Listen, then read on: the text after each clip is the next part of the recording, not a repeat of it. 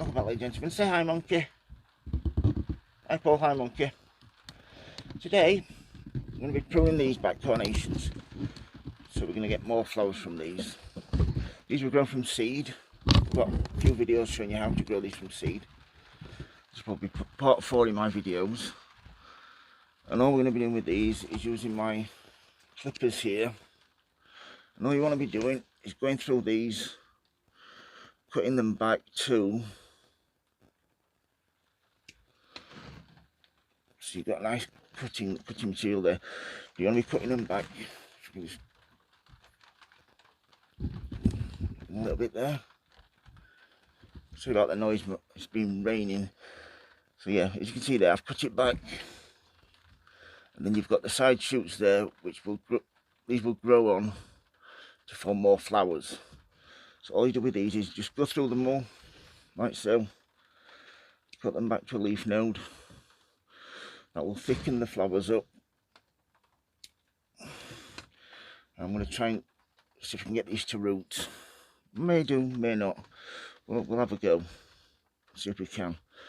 But yeah, here, so you've got all these separate shoots here. Put all those back. And that will thicken that plant up nicely. Yeah, the carnations, I absolutely love carnations. The smell is absolutely divine. I cannot recommend them enough. They're one of my favourite cottage garden flowers. I always say that about all my cottage garden flowers, but these really are one of my favourites. These are perennial, so these should come back every year. And I've probably got, what I've got, 2, 4, 5, 20, I've probably got 40 of these, 38, 40, which I'm so pleased with. This one here, this is a nice big strong one. Nice cutting material there.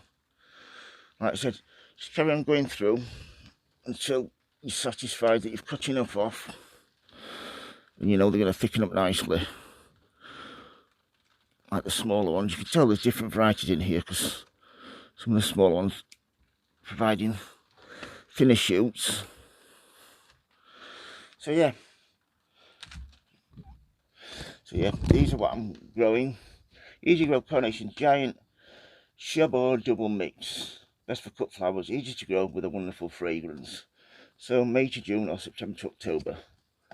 Here's the instructions. I'll just give you a quick close-up if you want to go back and pause that and find out how to go about growing these.